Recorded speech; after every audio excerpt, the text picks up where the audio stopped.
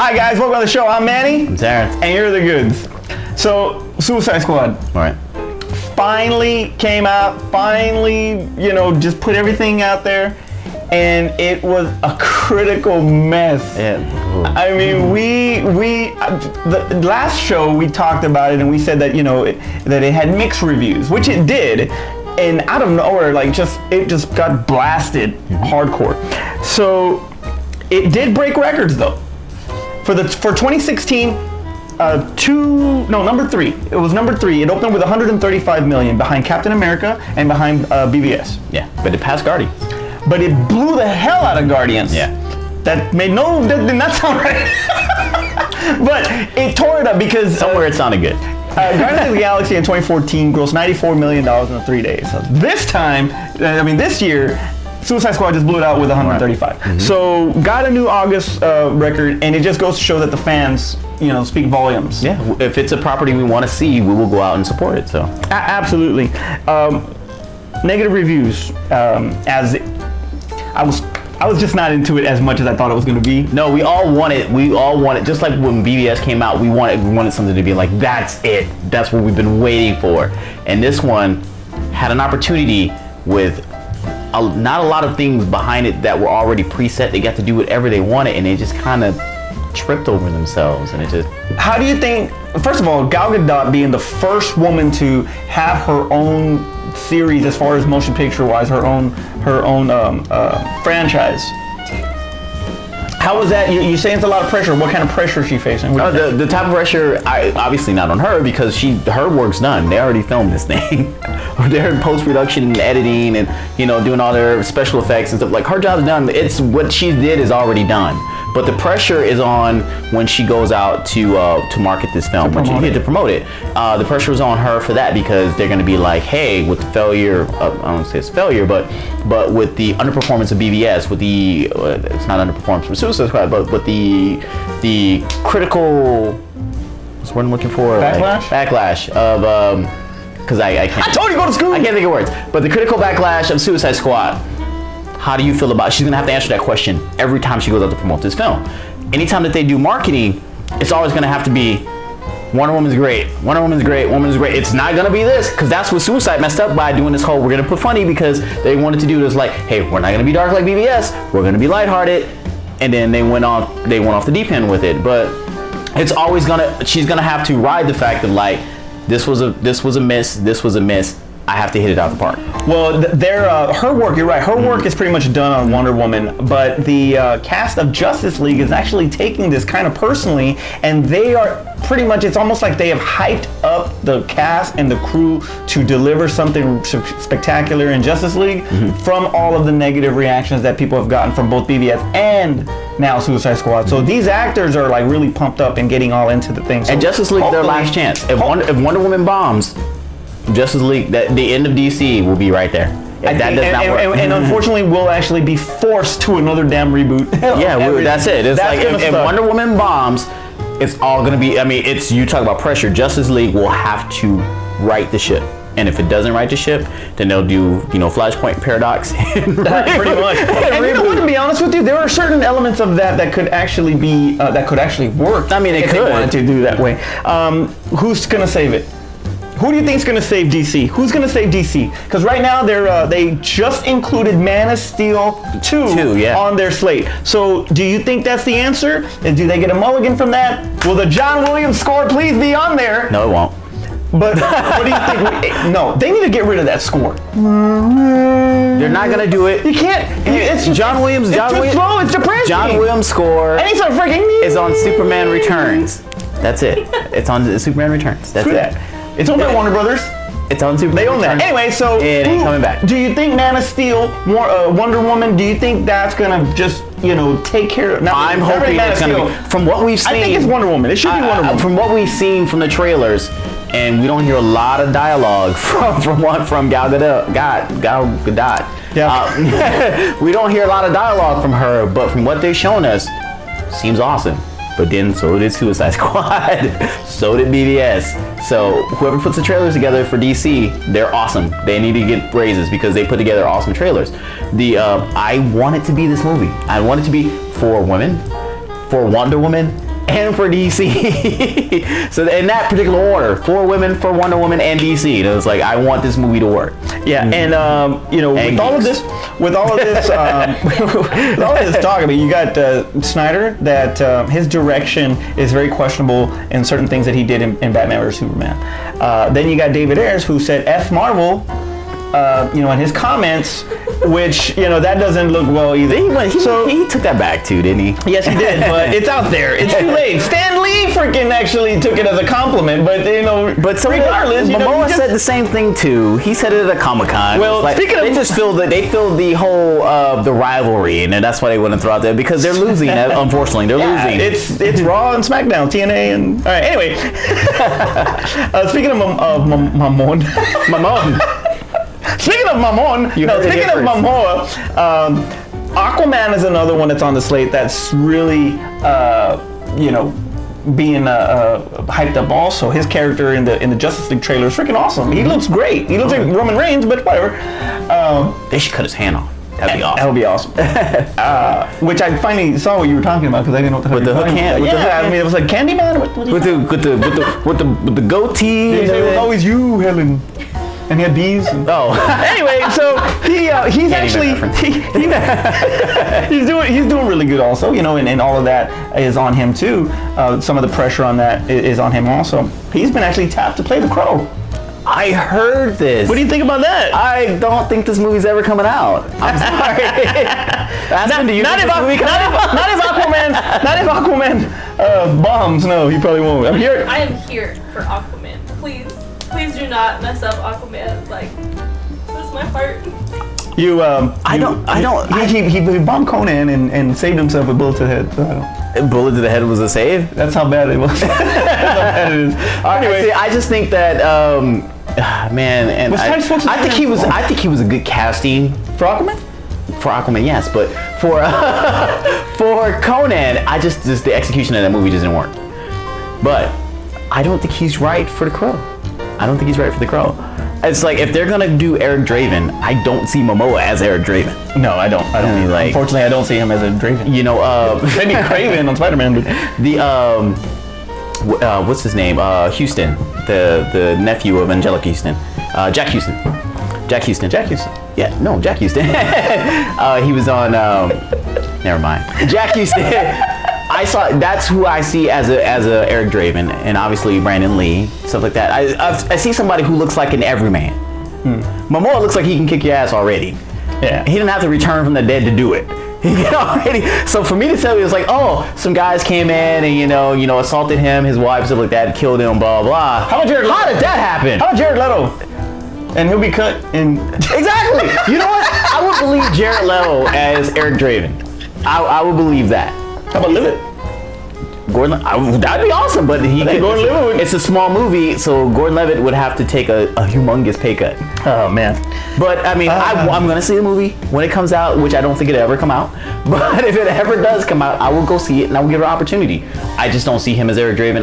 I think that they would do like they did with the straight-to-video versions and just call it a different character. But they want to be true to the comic book and go back that route, because even the original movie with Brandon Lee wasn't truly true to the comic book. They took a lot of liberties with it, and this one they said that they want to be completely true to the comic book. So I don't think getting somebody who's about 6'5" and about 275 to be Eric Draven, and somehow he should be T-Bird. Yeah, these guys.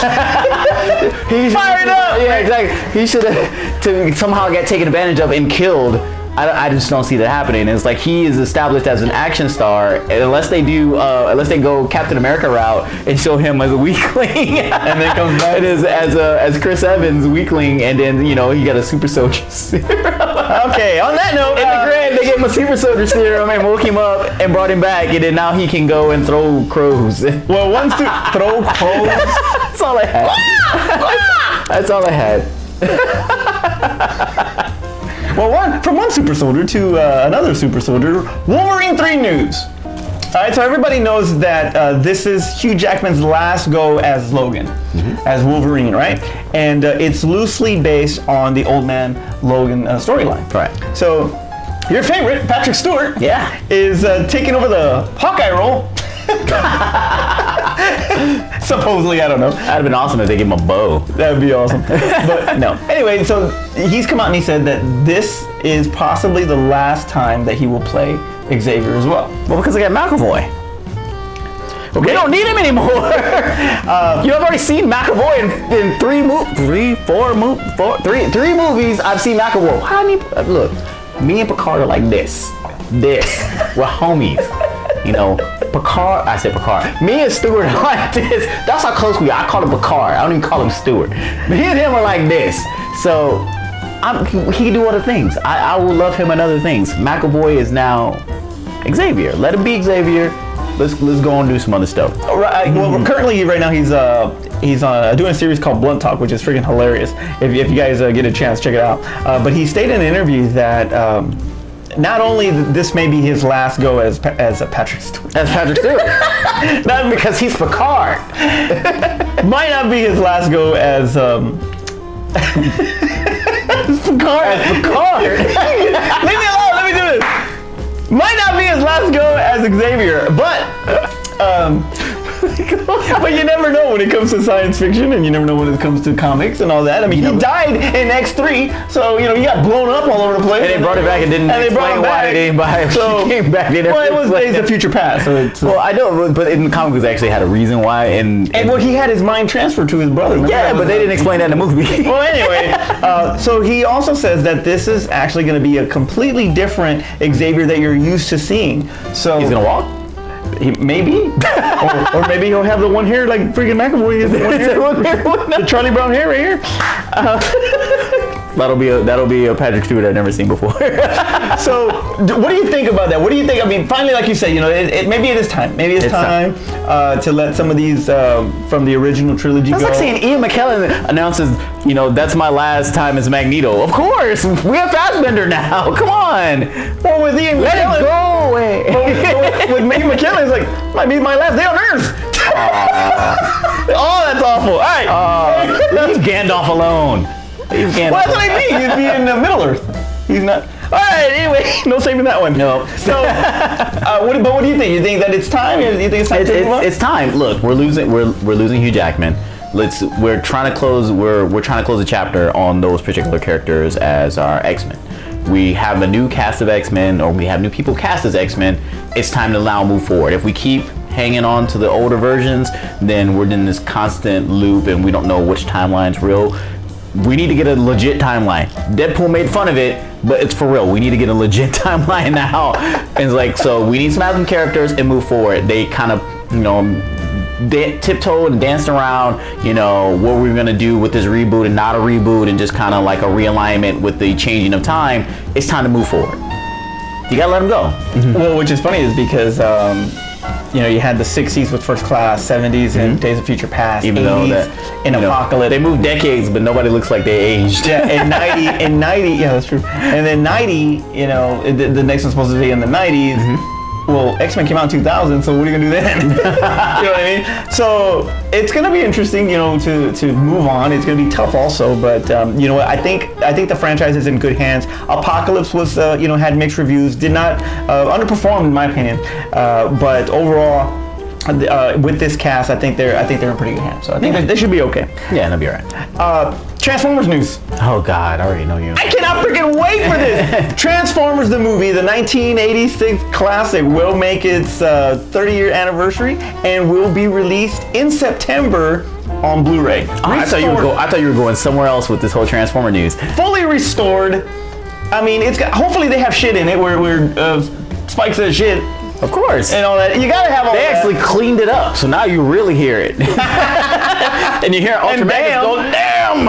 So it's gonna be awesome. I cannot wait to freaking see this. It's gonna be amazing. What are you looking forward to this? What do you think? I'm gonna totally go out and get it. I haven't bought a movie in forever. So I haven't bought a movie in forever. This is gonna be the first Blu-ray that I bought in a while because I stream everything. So Netflix, Blu-ray. Blu-ray, and Blu-ray.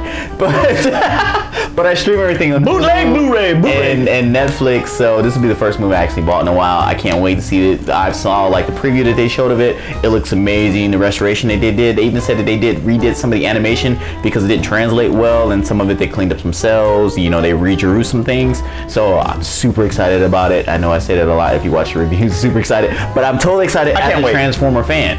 I thought you were gonna give me some other Transformer news. Well, I'm not done yet. I figured you had more. So, so one of the biggest things in the whole 1986 movies was kind of like a transition. You know, we just finished talking about transition as far as X-Men. Well, as far as transition in the Transformers world back in '86, we were transitioning from the G1, going closer and closer to the next generation. Right. And the prime leader right then and there for that was Hot Rod. Spoiler.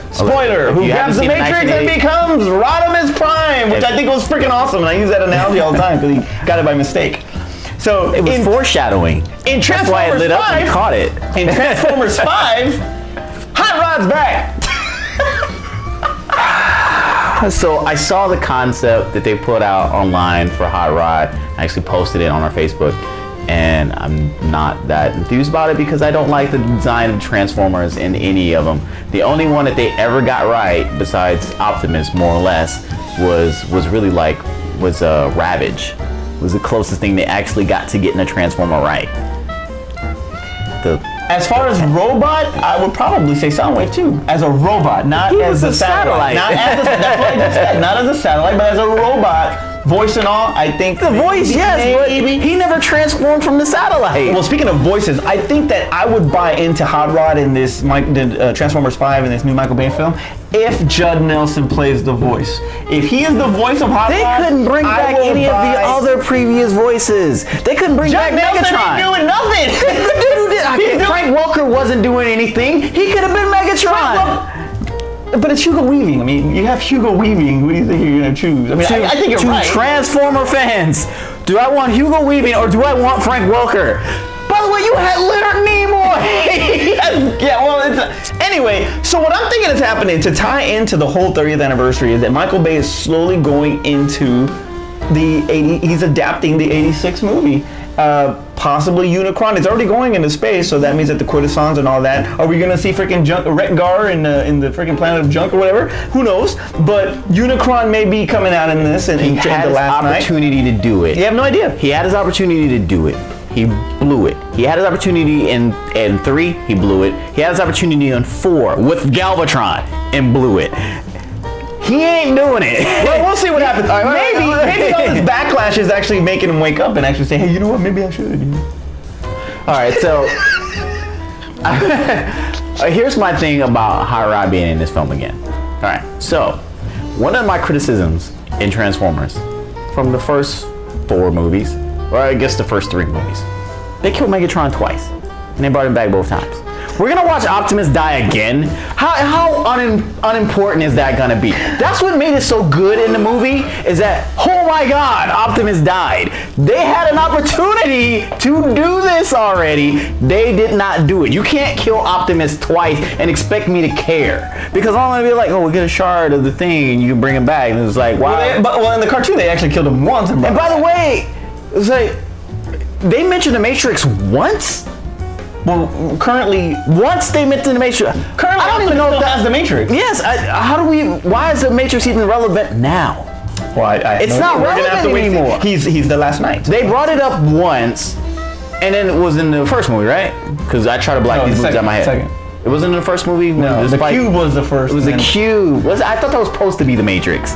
What was the Tesseract? It was an Energon Cube. They spent the whole movie trying to get. That's on the second one with the Matrix. So they brought it up, and then the third one they didn't address it, and then the fourth one they didn't address it. So now we're gonna jump back to the Matrix, and we're gonna watch Optimus die again, and then we're gonna get Hot Rod, who we've not established. And wait, I know if you've seen the actual animated film, we didn't get Hot Rod established to that movie, but still. Hot Rod is basically the way they interchange Transformers in this universe.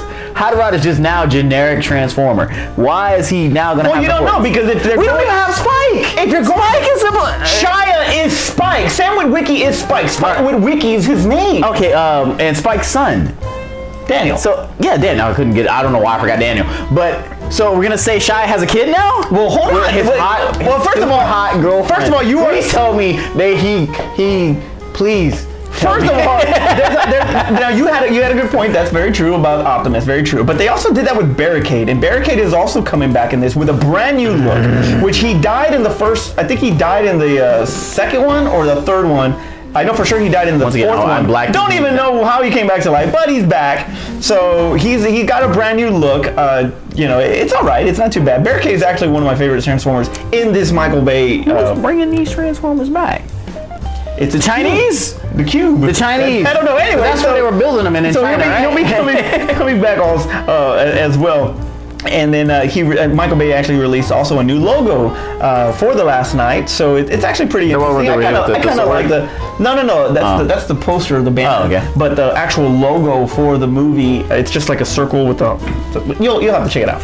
It's actually pretty sweet. Terrence we'll put up the graphic right now in a little bit. Mm-hmm. Okay. It's an awesome graphic. It's a beautiful graphic. It was awesome. So I'm pretty psyched up about it. I think I'm very curious. Now you're right. He's blown it a lot of times in these movies. There are some that are that first one I think he did a great job. Second one it was all over the place. Uh-huh. Third one I liked it. He didn't. Check out. Oh wait, we didn't even get a chance to do that. You don't hate. We have some technical difficulties with that one. Anyway, I could not stand Age of Extinction. So it is what it is. But anyway, keep giving him up. This is the mulligan. Because it did a good mulligan. He's on number 5. This is not a mulligan. When he stops making money, then they're gonna pull him away from it. When he's making money, that's the same thing that with Resident Evil. And it's like we're gonna keep pushing out these crappy movies because people keep paying for them. Exactly. Oh. What's funny is that just going a little off subject because that's what we do here. They really asked him to do this. I think. Yes, I know. They gave him whatever he wanted. He said he wouldn't do it unless they let him do Pain and Gain. Yes, he did Pain and Gain, which was way better than any Transformers movie. I like Pain and Gain. I don't hate Michael Bay. I don't like him doing Transformer movies. That's it. All right, stop doing them. So let's see where the Last Knight goes, and then we'll go from there. Obviously, this is going to be his last movie. I'm curious to know who you would pick to take over this franchise. Nolan? No. Because I think Nolan needs to do Mortal Kombat. Nolan would make it. Nolan. Wow. That would be awesome. I don't even know because Nolan couldn't get fight scenes for Batman in the Batman trilogy. But it would be for Paramount. He wouldn't be working for Warner Brothers anymore. You know what? Zack Snyder is a visual genius. Sucker Punch, eh? Absolutely. He's a visual genius. Those fantasy scenes are great. If they could give Zack Snyder the script to the original film, I think he's got his hands full right now. Whatever. Tarantino. No, it would be all dialogue. It would be all dialogue. It's voiced by Samuel L. Jackson. It would be. Optimus, I gotta get these mother effing primes off this mother effing Cybertron. Bumblebee, do I look like a bitch? Then why are you trying to? No, I think him.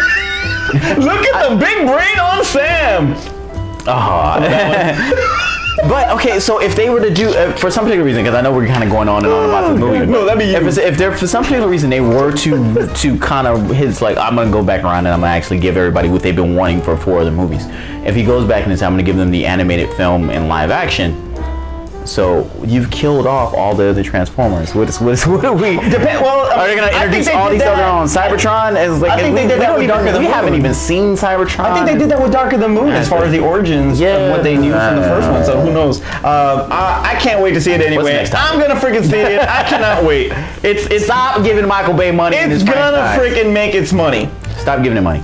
Sony, however, is not making hardly any money. As a matter of fact, they're losing $70 million on the update and reboot to Ghostbusters. Yes. They're losing $70 million. Now, some reps say that they're not losing that much because of they still have more international box office to go. They also can't show it in China, which would have made their money back. Absolutely, and also they have merchandising. And certain other things that are going on. Which I have yet to see. Yeah, I'm saying no. I'm not said out yeah, there. they But have merchandise. I haven't seen it out anywhere. You know how you would normally see like somebody wearing a Suicide Squad shirt or somebody wearing a Batman versus Superman shirt. I have not seen anybody wearing. I've seen Ghostbusters merchandise. It's Was just it- the was it- 84. yeah, exactly. It was the old Just one. just not the old one. Anyway, so the movie made $180 million from a $140 million budget.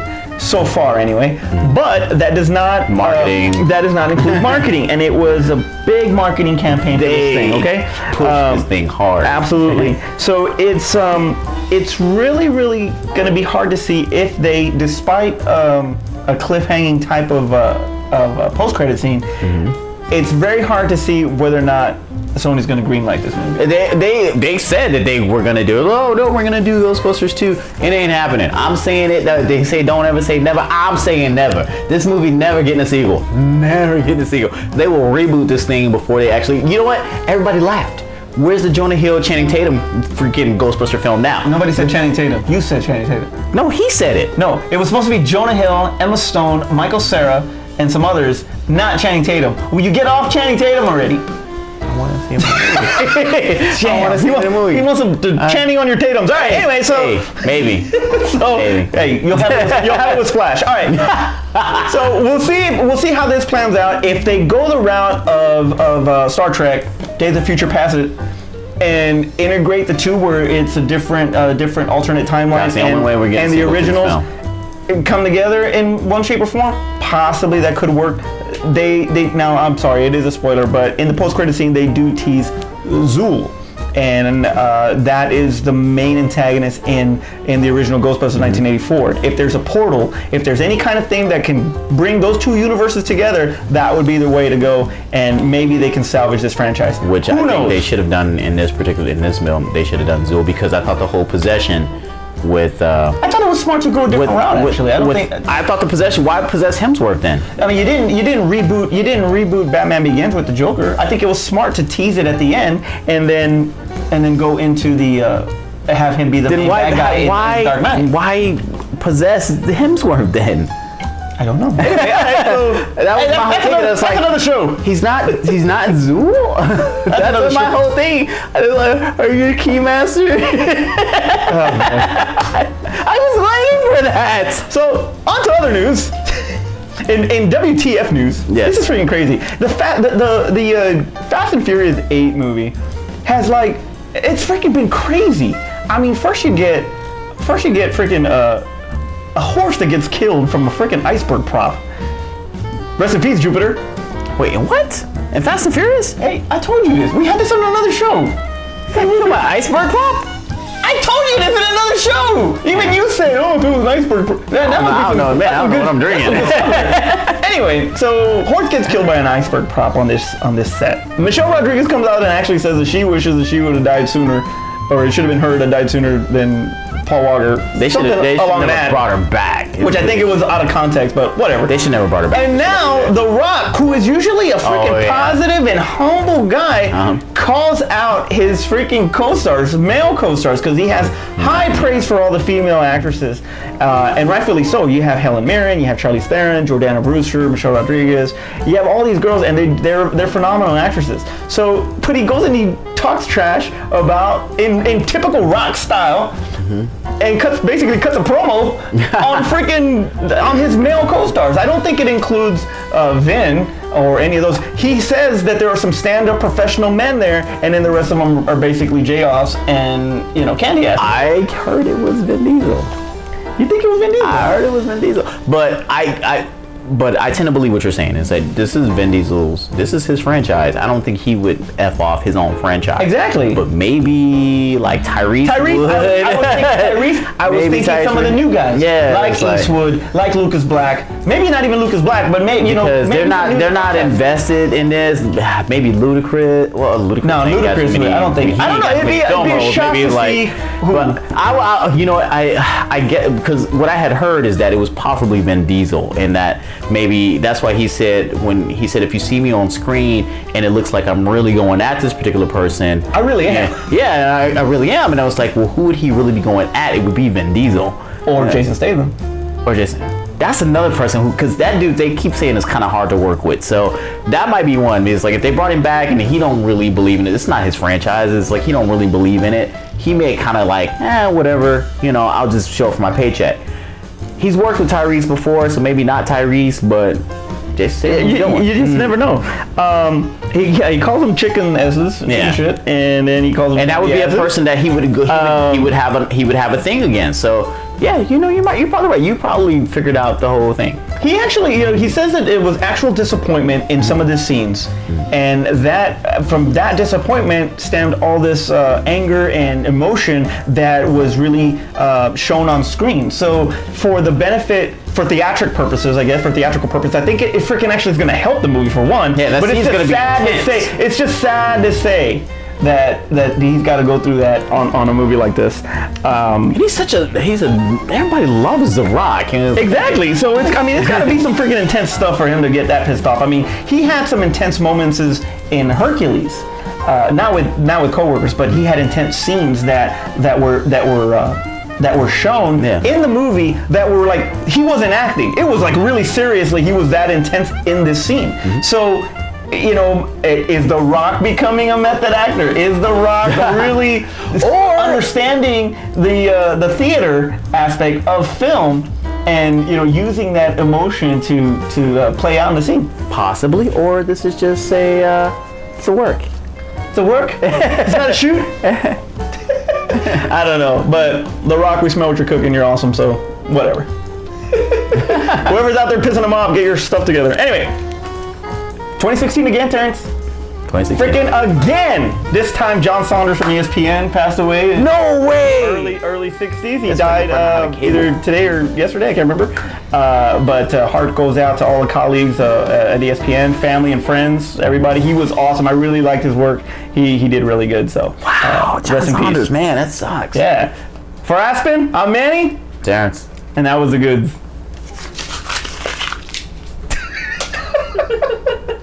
That's one of those stories. I wouldn't know. No, I didn't do that again. At least you only moved the stand. Yeah. Terrence, you're like a freaking moron with the camera.